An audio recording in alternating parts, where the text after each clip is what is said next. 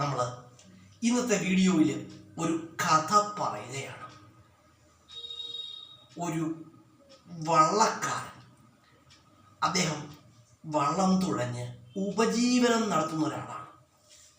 അങ്ങനെ എനിക്ക് ഒരു ദിവസം അദ്ദേഹത്തിൻ്റെ വള്ളത്തിൽ ഒരു പണ്ഡിതൻ കയറുവാനിടയായി. വള്ളത്തിൽ ഒരു പണ്ഡിതൻ കയറി. വള്ളക്കാരനാകട്ടെ ആ തോണി തുഴഞ്ഞ് പോവുകയും ചെയ്തു. ഈ സമയത്ത് പണ്ഡിതൻ വള്ളക്കാരനോട് പലതരത്തിലുള്ള ചോദ്യങ്ങൾ ചോദിക്കാൻ തുടങ്ങി. പണ്ഡിതനാണ്, അദ്ദേഹം വേദശാസ്ത്രങ്ങളൊക്കെ മനഃപ്പാഠമാക്കിയിട്ടുണ്ട്. അപ്പം അദ്ദേഹം തൻ്റെ ആ തലത്തിൽ നിന്നുകൊണ്ട് പണ്ഡിതൻ പലതരത്തിലുള്ള ചോദ്യങ്ങൾ വള്ളക്കാരനോട് ചോദിക്കുകയുണ്ടായി.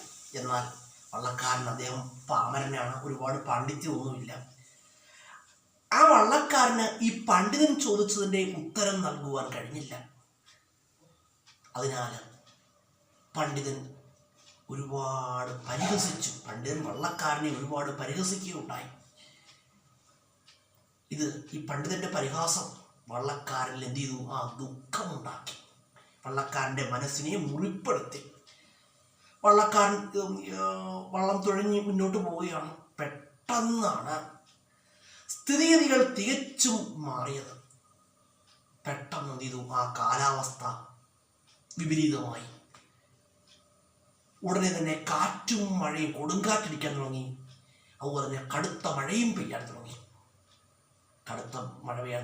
ഈ സമയത്ത് വള്ളം മുങ്ങുകയും ചെയ്തു. വള്ളം മുങ്ങി. പണ്ഡിതൻ വേദശാസ്ത്രങ്ങളൊക്കെ മനഃപ്പാഠമാക്കി. പക്ഷേ പണ്ഡിതന് നീന്തൽ വശമുണ്ടായിരുന്നില്ല.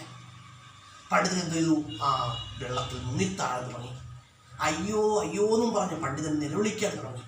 ഈ സമയത്ത് വള്ളക്കാരൻ എന്ത് ചെയ്തു? പണ്ഡിതനെ താൻ കരസ്ഥമാക്കിയ വിദ്യ, തനിക്കൊരു വിദ്യ അറിയാം പണ്ഡിതന്.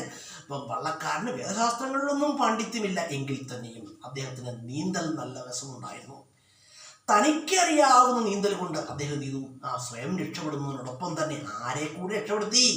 വള്ളക്കാരനെ കൂടി വള്ളക്കാരനല്ല, പണ്ഡിതനെ കൂടി രക്ഷപ്പെടുത്തി. പണ്ഡിതനെ രക്ഷപ്പെടുത്തി കരയ്ക്കെത്തിച്ചു. അപ്പോഴാണ് പണ്ഡിതന് തൻ്റെ തെറ്റിൻ്റെ ആഴം മനസ്സിലായത്. കാരണം പണ്ഡിതൻ തനിക്ക് വേദശാസ്ത്രങ്ങളിൽ പാണ്ഡിത്യമുള്ളതിനാൽ വള്ളക്കാരനെ അദ്ദേഹം പരിഹസിക്കുകയുണ്ടായി. അതിന് കുറ്റബോധം തോന്നുന്ന വള്ളക്കാരൻ ഈ നിമിഷമാണ്. വള്ളക്കാരനല്ല, പണ്ഡിതൻ ഈ നിമിഷമാണ്. ഇതിൽ നിന്ന് മനസ്സിലാക്കേണ്ട ഒരു പാഠമുണ്ട്. ചിലപ്പോൾ നാം പഠിച്ച വിദ്യകളോ അറിവുകളോ ആയിരിക്കില്ല നമ്മെ ആപത്തിൽ നിന്നും രക്ഷിക്കുന്നത്.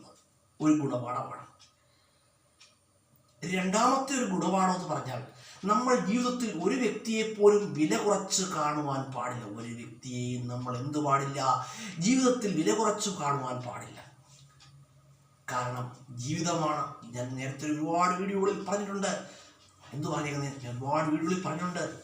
അതായത് തൊട്ടടുത്ത നിമിഷം എന്താണ് സംഭവിക്കുന്നത് എന്നറിയാൻ പാടില്ലാത്ത ഒരു അത്ഭുത പ്രതിഭാസമാണ് ജീവിതം.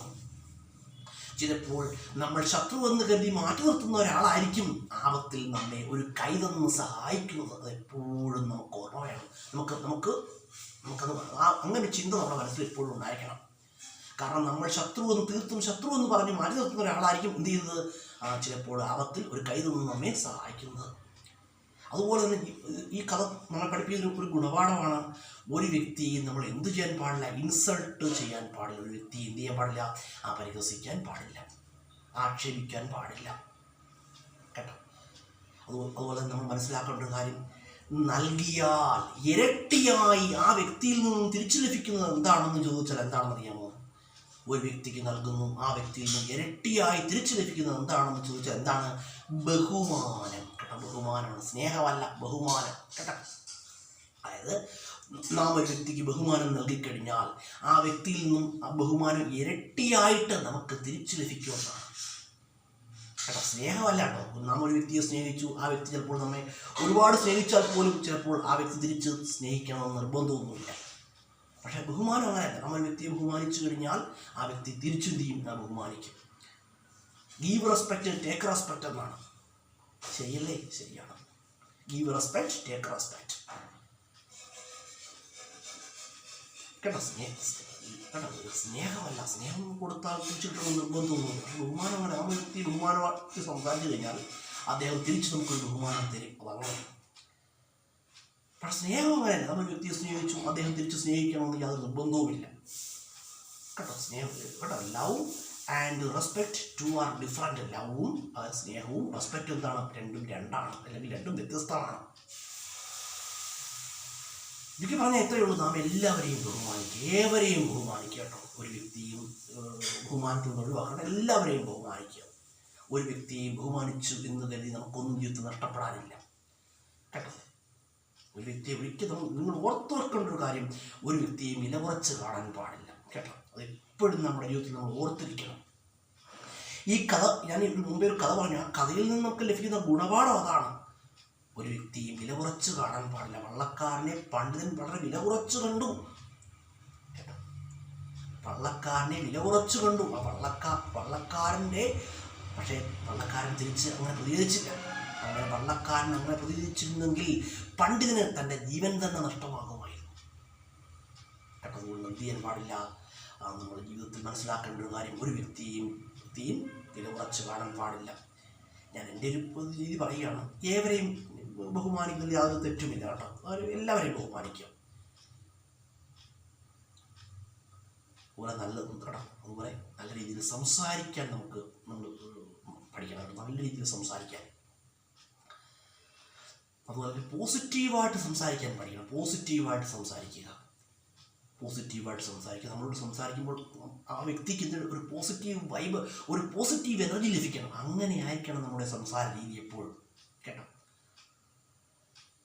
നമ്മളെപ്പോഴും ജീവിതത്തിൽ ശ്രദ്ധിക്കേണ്ട കാര്യങ്ങളാണ്. കേട്ടോ, അതുകൊണ്ട് ഏവരെയും ബഹുമാനിക്കുക. നല്ലത് ചിന്തിക്കാനും നല്ലത് പ്രവർത്തിക്കാനും നമുക്ക് എപ്പോഴും കഴിയണം. നേരത്തെ ഒരു വീഡിയോയിൽ ഞാൻ പറയുകയുണ്ടായി, നല്ലത് ചിന്തിക്കുക, നല്ലത് പ്രവർത്തിക്കുക. ജീവിതത്തിലെ ഏറ്റവും വലിയ കാര്യം എന്ന് പറയുന്നതാണ് നല്ലത് ചിന്തിക്കാനും നല്ലത് പ്രവർത്തിക്കാനും കഴിഞ്ഞാൽ അതിനപ്പുറം ജീവിതത്തിൽ ഒന്നുമില്ലെന്നാണ്.